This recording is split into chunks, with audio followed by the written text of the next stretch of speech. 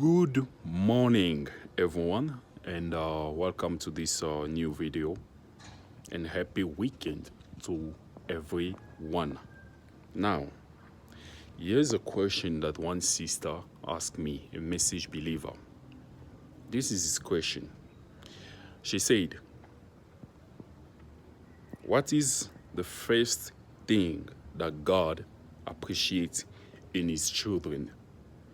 Now, for us message believers, what is the first thing that Christ appreciates in His bride, us being the bride of Christ? What is the first thing that Christ appreciates in us? A very good question. Now, I want to answer in a simple way, and this video is going to be short. The first thing you must notice in your life, being a child of God, being part of the bride of Christ, when you wake up in the morning, the first thing you must always check in your life, if you don't have that, you are no way with God. If you don't have that, God will never appreciate you. It's the mystery of Solomon and the Queen of South, Queen Sheba. We all know in the Bible. The first thing when you notice when you read the book of read the book of Solomon, Songs of Songs, if you read that, if you notice the first thing that Solomon appreciates in that queen, in that lady, was her feet. Her beautiful feet in his shoes. The beautiful feet and her shoes. That's the first thing Solomon appreciates in that queen. And when he retained, if you continue read, the first thing that she appreciated in Solomon, she started with her head. What did Solomon say about her feet? O daughter of the king, your feet are beautiful in your shoes. What did she say about Solomon? Your head is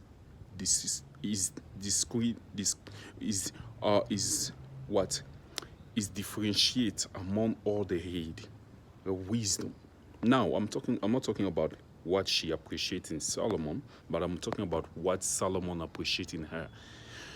So if you read it now, if you come back now as message belief, if you bring it back, the prophet interprets it. He said, what is the beautiful feet in the shoes? What is the beautiful feet in the shoes? Is the zeal.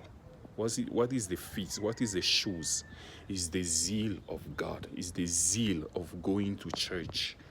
Is the zeal of going to the house of God. Is that zeal you have. Whenever you wake up in the morning, check yourself. If you don't have the zeal of God in your life, if you don't have that zeal of serving God, of going in the presence of God, no matter circumstances, no matter what, no matter problems, then you are not with God. You're not yet part of the bride.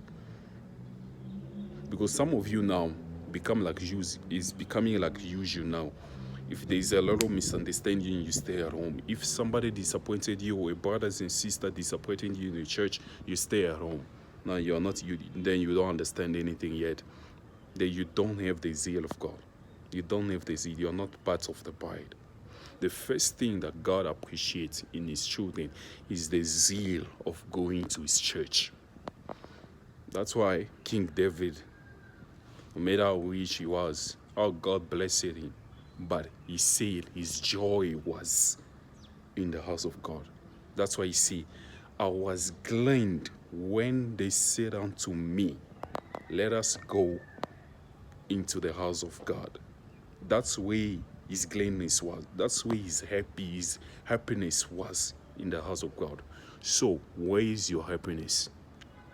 Church, where is your happiness? A school? University? Why? Bars? Work? You better think about it. May this video help you and bring you back to your senses and bring back the zeal that you have. Bring it back. If you lost it, go on your knees. Ask God to restore the zeal of His salvation in your life. Learn and apply.